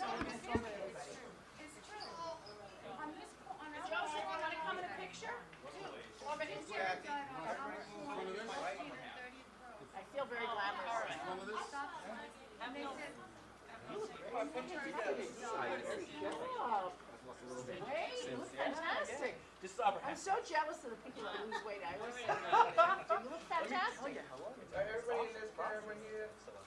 Well, Albany is not conducive. Too late at night.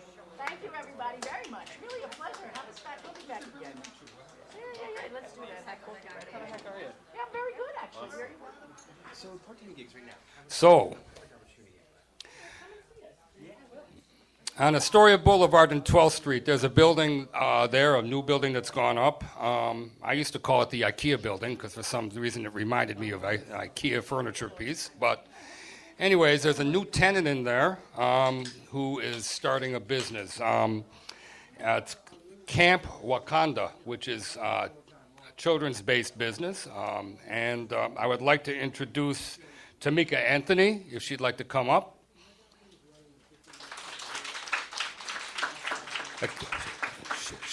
Tamika, you're from the neighborhood, so and you're starting a business here, and this is the kind of thing we really want to see.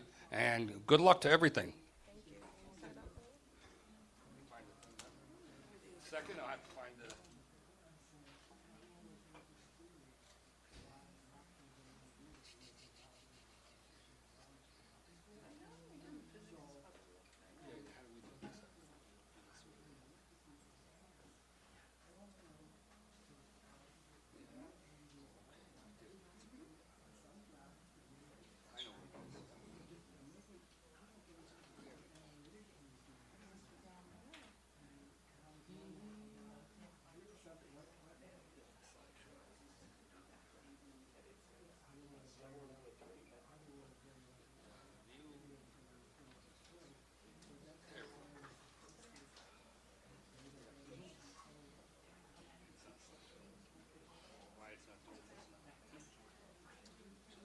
Play from start. Huh? All the way to the left. All the way left? Oh, okay. There we go. Okay, very good. Hi, everyone. My name is Tamika Anthony. I am the CEO of Xanthines Cafe LLC. I signed my lease on June 1st at 1202 Astoria Boulevard. Thank you. For those of you that are unfamiliar, it's the red building right on the corner of 12th Street and Astoria Boulevard. It's a residential building, and I have the first floor commercial space. There's also a barber shop right below me that some of you might be more familiar with. So I'm going to sit here. So again, the name of the company is Xanthines Cafe LLC. It's an immersive and innovative STEAM program. For those of you that are not familiar with STEAM, it's science, technology, engineering, art, and math. So the mission of my company is to provide fun and nurturing learning spaces that incorporate and emphasize science, technology, engineering, art, and math. Not mentioned is that we do focus on the child as a whole. A little bit about me, I'm a forensic toxicologist, and I've always pretty much had a passion for science. I grew up in East New York and Brownsville and Crown Heights, and I've always wanted to become a scientist, but not necessarily because I saw any on television. It was always inside of me. When I became a scientist, I graduated from John Jay College, and then after that I went to Columbia University and ran a lab there for 2 years. And it was fulfilling in some ways, but it was not fulfilling in the way that there weren't that many that looked like me in that particular space. So when I used to go back to East New York and Brownsville, they would say, like, what do you do now? And I would say, I'm a scientist. And they would say, what do you really do? Because it was such a, I guess I was some sort of anomaly. And I decided that I did not want to be this anymore. I wanted to be more of a role model and actually take part in helping children that looked like me become scientists. Because I think the misconception is that people of color are not able to do it. They don't have the potential, but it's really because they don't have the access. So that's the whole point of my company. I also have a natural product line called Xanthines All Natural Products, but I do focus predominantly on what I do with children. Thankfully, Dr. Oz found me somewhere, somehow, and I was featured on the show on May 22nd, for those of you that want to go back, May 22nd on Fox at 1 p.m. A little bit more about me. I'm also a single mother of 3. I did grow up in foster care for a little bit and was also what some of us group home folks call a group home graduate. I'm also an immigrant. I'm from the island of St. Vincent and the Grenadines. And I'm also obviously a Black and woman-owned business. These are some of the media coverage articles that have been done about my company. I'm kind of more well known for Camp Wakanda now. When Black Panther, raise your hand, you seen the movie? All right, great. When Black Panther came out, it was kind of like this unique opportunity to present science as a superpower for children of color, where they could actually see themselves on the screen. So I decided I wanted to start a camp where I would present science, technology, engineering, art, and math as superpowers, and also have people from the community come in that looked like them to teach these particular superpowers. This is from the Dr. Osho feature. I was actually there talking about pool floats. So as a forensic toxicologist, he asked me to come and be an expert on the show to speak on the plastics that they use in these particular pool floats and how toxic they potentially could be to children that were inhaling them. And then because I had the cam, they asked if I can have some of them come along and kind of do a demonstration, so they got to be on TV as well. These are some of our programs. I have a SEEDS program, SEEDS homeschooling and after-school program. So I homeschool my children, and I also help other parents that maybe don't have the access or the opportunity to do so because they have to work, help them homeschool their children as well. I also have an after-school program that I am generating right now. I have Camp Wakanda, which runs spring break and during the summertime. And then I have workshops and classes for all ages, a lot of mommy and me, daddy and me classes, entrepreneurship workshops, because even though the STEAM, the E in STEAM usually stands for engineering, I have my own curriculum where it also stands for entrepreneurship. So that's something that I also help the young people figure out. We also have programs for music, yoga, 3D printing, robotics, arts and crafts, vegan cooking, and more. So a little bit about the programming. I'm just going to go through some slides about different features of the program. Because we focus on Team Whole Child, we have, in addition to the STEAM, we also have different parts of the program. So yoga and meditation is something that's very, very important to me, and it definitely has had a lot of great impact on the children that have experienced it at camp. Every morning we do, whether it's in after school, at the beginning of every session there's an affirmation circle, and each child has to say their name and say something good about themselves while also saying something good about someone else in the circle as well. We have a really great music program. Here we actually have a Queensbridge resident, Miles Hollywood Productions. He came and taught music engineering. A previous year, we had Raheem from Grandmaster Flash and the Furious 5 come and teach music as well. Martial arts is also a very, very strong part of the program. It helps teach them discipline, but also strength in other ways. One of our big things is also visiting local businesses so that the people in the community get familiar with the children, but they also get familiar with the businesses. So we not only visit the businesses, but we also patronize them, because I teach them that visiting is great, but the only way that that business could stay a fixture in the community is if we actually spend money there. So on the left here, we are visiting our neighbor downstairs, Nell's Cuts. One of the kids actually got a haircut that day. And on the other side, from the Brooklyn camp, we visited a vegan shop in Brooklyn. We also feature Black and brown authors, so we have them come read during our story time portion. And we also purchase the books and have them a part of the Camp Wakanda library. We also have a partnership with the Queensbridge, the Queens Public Library and the Queensbridge Tech Lab. For the lady that was asking about classes yes, so if you visit the Queensbridge Tech Lab, they have a lot of resources, and there's actually a program there that specifically deals with what you're asking for. So this is where a lot of our robotics and coding comes from, the partnership here with the Queensbridge Tech Lab. Oh, the G is missing, my apologies. We also compost, so when we were in Queensbridge, we composted on the corner where where the train station is at 21st Street. But thankfully now we have the library right here that's a block away, and we can compost there every day. Everything that I do with children is vegan or vegetarian, so they not only have only vegan meals at camp or after school or the homeschooling program, but they also learn how to make their own food at home as well. A really, really big part of the program that is near and dear to my heart, and I just started this year, was the financial literacy. So what I noticed is that even for myself, starting a business, I didn't really have a lot of the background in financial literacy. That's not even like a class in schools. And so why not start younger? So my goal was to have them make money by the end of camp, but they had to work for it.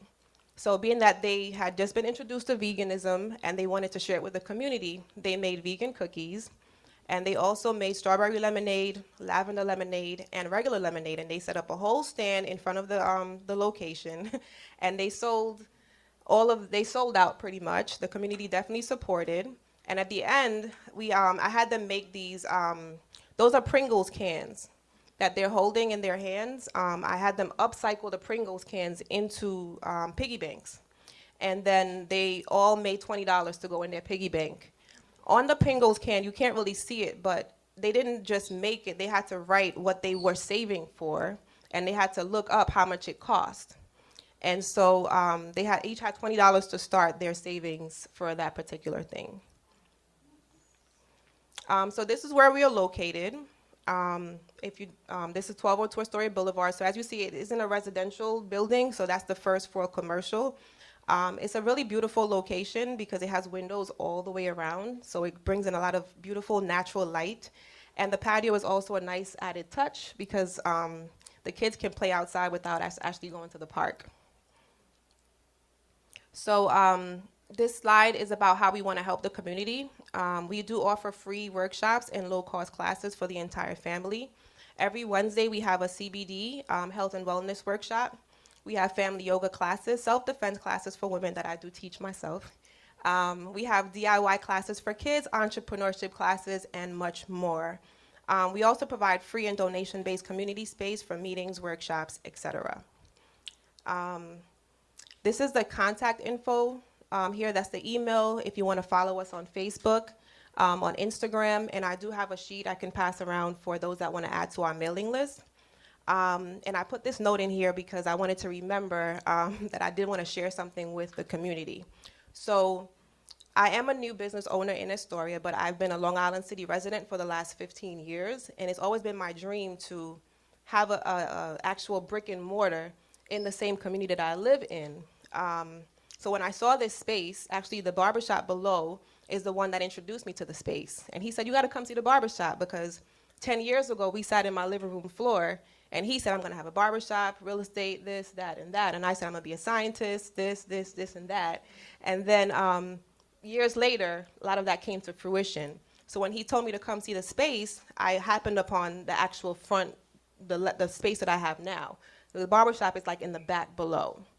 And I said, wow, like, where's the barbershop? So he showed me the barbershop, but then I was like, what is this space here? Because when I crafted in my brain the blueprint of what I wanted my space to look like, it pretty much looked exactly like what I was seeing.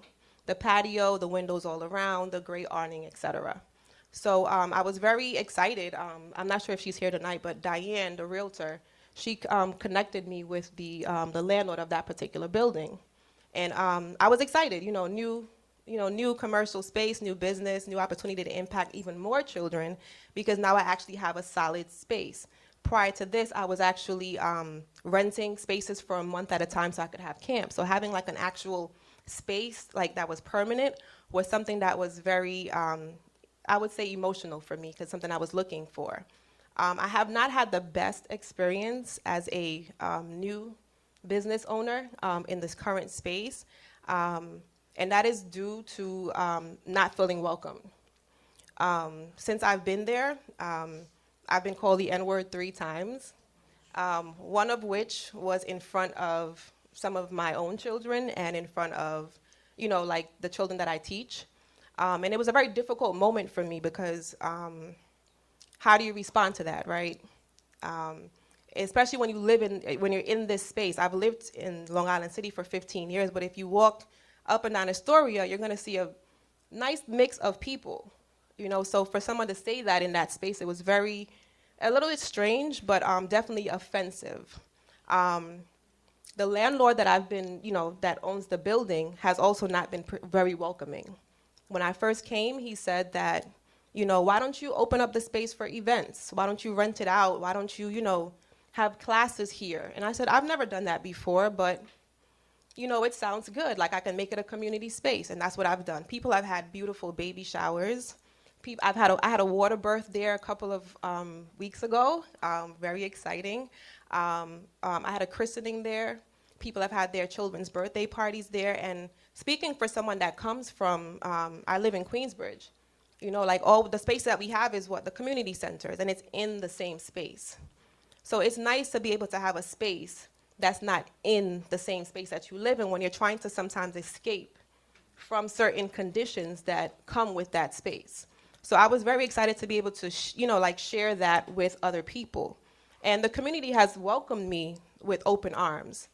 People stop by every day just to say, we're happy to see your face, right? We're happy that this is a Black-owned business, that is woman-owned. But I started having these events, and the landlord apparently was not happy with the kinds of people that was having these events at my space. And when I say kinds of people, I'm saying people that look like me. So it was okay for me to be the face of the business, but attracting crowds of people that looked like me seemed to be an issue. And it escalated from there to the point that he said that neighbors were complaining, that the building was shaking, the music was too loud. Note my space is soundproof. And it was like you're becoming like a nuisance to the neighborhood, which is in contrast to what I've heard from people in the neighborhood. People come up to me all the time and say, we see your events, like it's great, like can I do something there? I'm happy that this is here. So what I believe and was proven, true the last couple of days is that he's now seeing the potential in the space. He's now seeing that he can do these things in the space outside of me. He offered to give me a liquor license, and I turned down because that's not my energy. I don't want that type of energy in my space. And he said, you can make $20,000 here. Just get a liquor license. Forget the school. just do the events. That's not what I want to do. So that was something that was that created a big line between him and I. And then I've been dealing with sexual harassment, which is something that I'm also, legally pursuing now from the same landlord. And recently I was served with papers for an eviction. My rent is $4,000. I want to put that out there, which is extremely overpriced, but I know why I came there, and I'm okay with my purpose of why I'm there. But this happened just yesterday. I was served yesterday with eviction papers because he says that I'm using the space for, not for what my lease says I'm supposed to use the space for, even though it was his idea.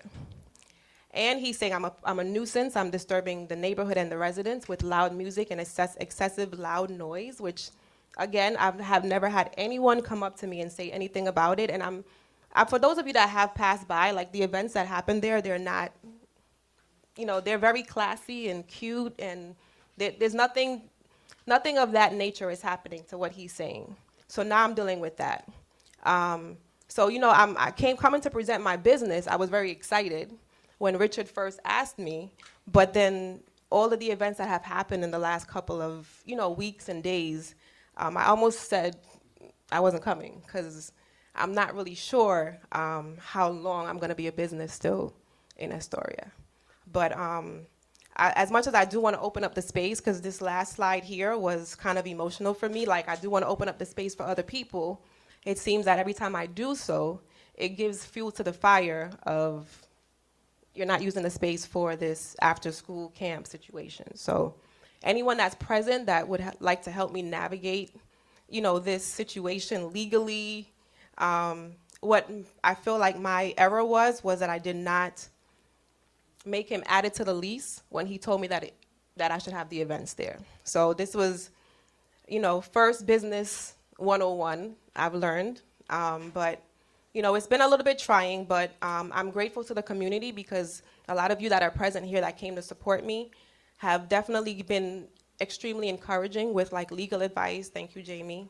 I have parents here that, you know, whose children have come to my camp, so I'm appreciative, but it has definitely been rough. So if anybody has any questions, it's 720 square feet inside and 420 square feet patio.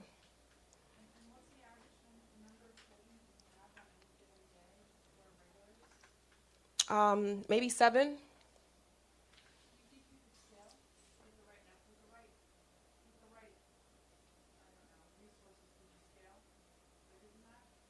Up to 20. Because I only have 1 bathroom, so the rule is like 20 kids per 1 bathroom. Oh, absolutely, absolutely. Thank you.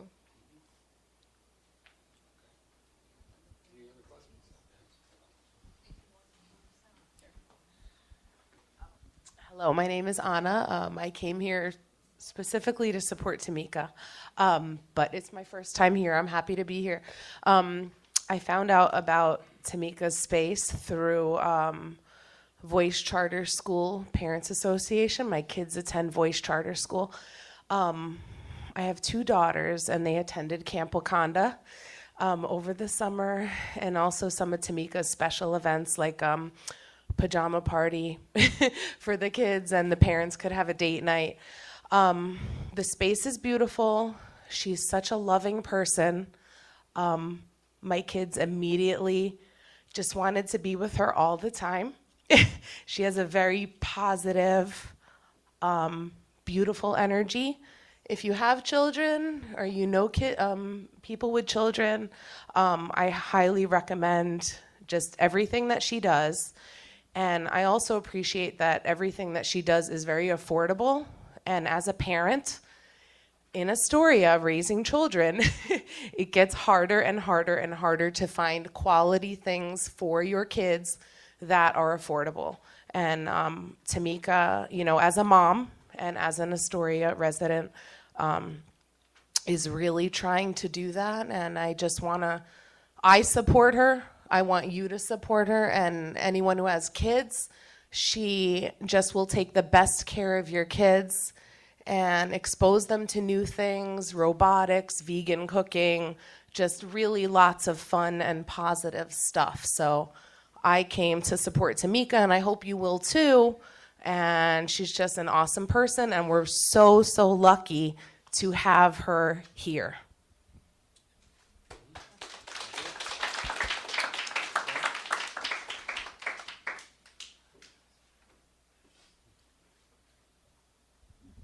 Good evening, Vanessa Jones Hall. Well, I had the great pleasure of meeting Miss Tamika. One day I would pass the space quite often, and I seen when the barbershop arrived.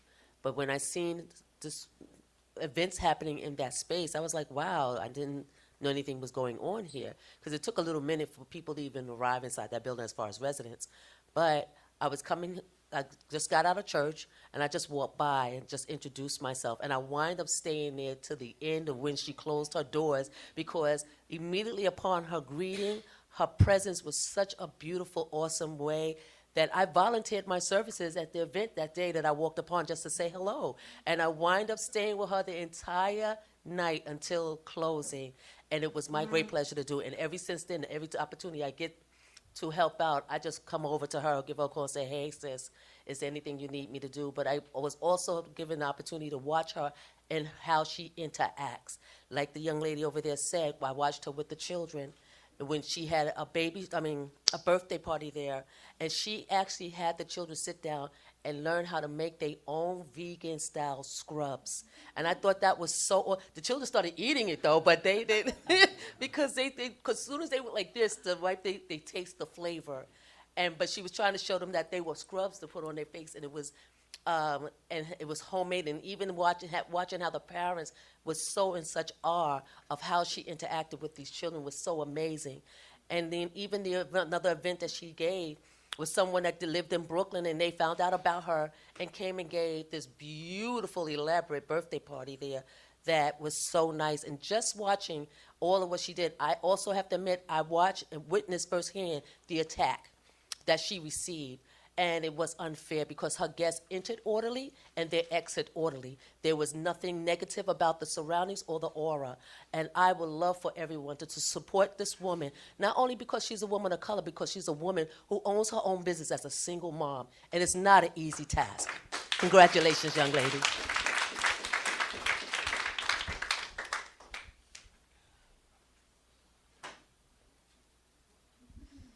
Hi, my name's Tammy, and I just wanted to congratulate you. We shared a Facebook message maybe about 3 months ago where I was supposed to come to an event, something happened, and I asked you about the, I think it's called 501c or something that would allow for the matching gifts. Yeah.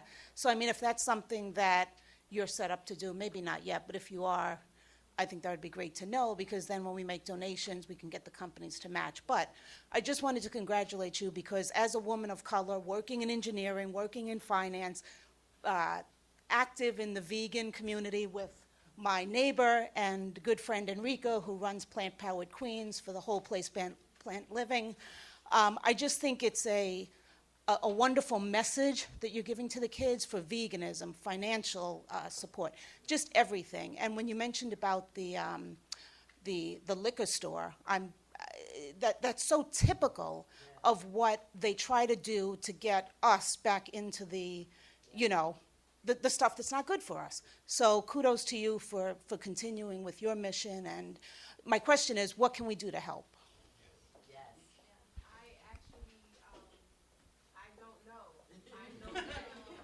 I know that right now the situation legally is, okay, my lease does say after school daycare summer camp.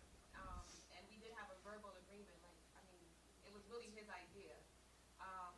But legally, I'm not really sure what my options are because my lease says what it says.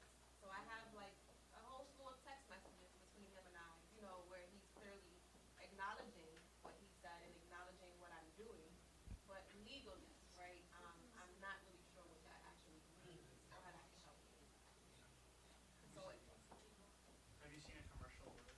so that Jamie actually connected me with the SBA today, and they actually are helping, like starting the process to like help me. They have like a commercial like tenant program, and so I'm hoping that that can at least help me.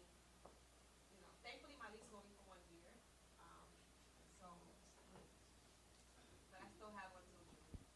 So I'm hoping to like, do whatever I can to stay a fixture there, because I don't like. It's so many kids that have already been impacted, and so many people that are looking forward to having their kids come for spring break camp and summer camp that it would really suck. As a parent that has children too, like that's what my kids go to my own camp, so it just would really suck. And I know my era, which was like not making it more legal and having it added to the lease, and trust me, I've learned, but I'm just not really sure what options are. Can you just put the slide with your contact information up for me, please? Thank you. Yes, Claudia Koger, Resident Association President, Astoria Houses. This is my first time meeting the proprietor. One of the things, I just want to stand here in front of you and in front of the Old Astoria neighborhoods. As I told you earlier, that I've been here 65 years in northwestern Queens. It's not anything or any place where you go where you're not going to find oppositions to your positions when your calling come from on high. I want you to understand that from where I stand, I've gone through a lot, but it wasn't me that carried me. You were being carried because it's a time in this world and in this country where everybody have to stand up with the power that's endeavored into them to move. And it's changes that's come about that people are not going to understand, nor will they accept. But nevertheless, you as a soldier, you stand and stand anyhow. And that army is going to grow with you. And God bless you.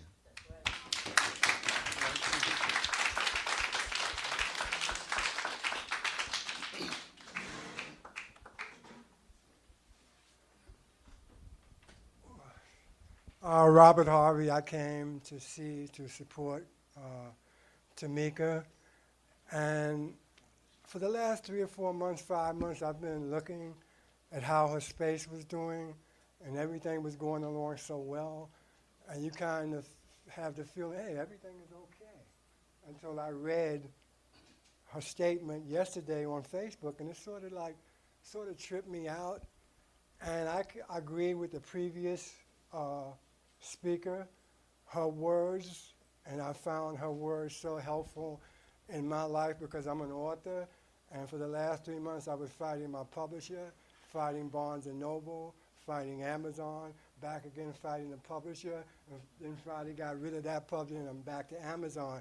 So now, and all those things make you stronger, and we think that whatever we're doing, like Tamika's a scientist, she's teaching kids and she's doing all of that, that's her job. And then all this other stuff comes. But that other stuff, as you mentioned, you know, the harassment, the other things you have to deal with, it's going to take a little bit away from the focus of what you really mean to do, but it's going to make you stronger. I'm sure everybody here will support you. But the main thing that I wanted to say is that I've been so much into STEM technology for the last 25 years, and to hear you mention coding was really big to me. Coding, because I've been going around to all the $3,500 apartment, one-bedroom apartments all through Long Island City and Astoria, and I'm just looking for no reason at all. And I began to notice that all these people are young people. They're like 20, 25, 30. They don't have any children. I don't see any children coming out of these buildings. And I said, well, what professions do they have? And I'm saying, then I kind of did research, and I said, the analytical industry has exploded. Everything is being analyzed. So when you said coding and SQL and statistics and database and all those things with the technology, those are the things that young people have to start taking in the 5th, 6th, 7th, and 8th grade in the high school, because those jobs start out $140,000, $150,000 a year. And those kids are young. The only thing they did in high school was take algebra, geometry, and physics and chemistry. So therefore, when they get to high school, when they get to college, they can make the transition because they don't know about those careers. Because the only careers we know about is doctor, lawyer, teacher, a few more. And when you get to college, they got all these millions of careers to pay all this money. But if you don't have the background in science and technology, you can't make the transition. So, you know, and that's what really amazed me about what she said today. I said, she's talking about coding. Kids need to do that. So I've been kind of long-winded, but thank you, and thank you for listening to me. Tamika, keep struggling, keep fighting. You're on a path. Nothing can stop you. And she,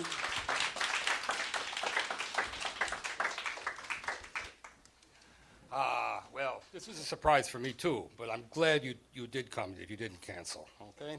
You know, and, you know, just keep stepping ahead, be patient, and the door will open, and you're going to find the environment you need to thrive in. I'm sure that'll happen. So, okay, I think we have one more question, and then... My name is Joe, and I know the contact information's on there, so that's probably the best way, but is there a way of volunteering? Is it on weekend events, or is it just like Monday to Friday? You can stop at any time. There's always something going on. So homeschooling program starts from 7:30 and it ends at 2:30. After school is from 2:30 to 6. And then we always have something in the evening. So like the CBD workshops are from 7 p.m. to 9 p.m. On Wednesdays there's a men's group. On Thursdays from 7 to 9. And I'm still looking to fill some slots, you know, for the, you know, like little workshops. And they're free, meaning like you don't have to pay to have them there, especially if they're free to the community. So you can feel free to stop in anytime. I'm pretty much already there. Okay, okay. Okay. Comment. I don't know if it's going to help if you get into litigation, but I don't know, letters from the community, would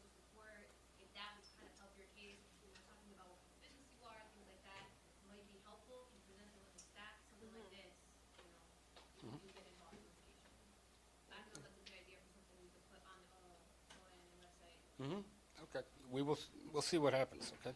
That's a good idea. Okay, good, thank you. Thank you. Listen, this is also, I want to say, this is the beginning of really an important mission I think that we want to do. We need entrepreneurship, we need business run by the locals in this community, not just people from outside that come in. So if you know of anybody thinking to start this, if you know anybody that wants to bring it out to the community, please let us know. We'd like to invite them to come down. We'd like to make this into a monthly series. And again, oh, by the way, before we leave, I want to again thank Danny there from Brooklyn Harvest for bringing the food. Do you have anything you want to say?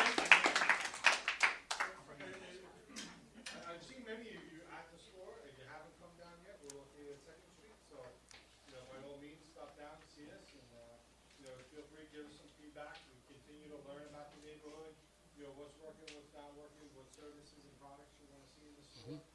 We're always open for suggestions. So good to see everyone. Okay, thank you. Okay, and everyone will be the second Tuesday of November. We'll be back, and I look forward to, I think we're going to have a very interesting program. You'll be hearing about it soon. Thank you. Oh, yes, wait. Listen, before you leave. If you have any completed ones, you can give them to me. If not,